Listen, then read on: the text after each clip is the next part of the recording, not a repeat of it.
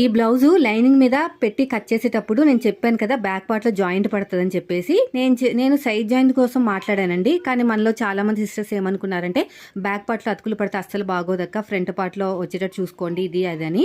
కానీ నాకు అస్సలు ఎక్కడ కూడా జాయింట్ పడలేదండి. నేను వీడియోలో చెప్పింది ఏంటంటే సైడ్కి జాయింట్లు పడతాయి చూసుకుని వేసుకోవాలని. బ్యాక్ పార్ట్లో ఎక్కడ పడదు, ఇక్కడ చంక దగ్గర, అది కూడా చెయ్యెత్తితే కానీ కనిపించదు అనమాట లైట్గా. అది కూడా మిగతాదంతా కూడా ఖర్చులోకి వెళ్ళిపోయింది, ఇంకెక్కడ పడదు.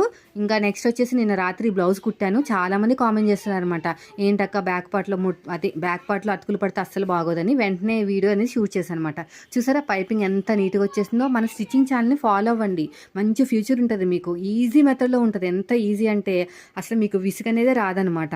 బయట కూడా అంత బాగా చెప్పరు, డబ్బులు పెట్టి నేర్చుకున్నా కూడా మీకు ఇంతకంటే నీట్గా పర్ఫెక్ట్గా చెప్తారో లేదో నాకు తెలియదు, ఎందుకంటే నేను బయట నేర్చుకోలేదు కదా.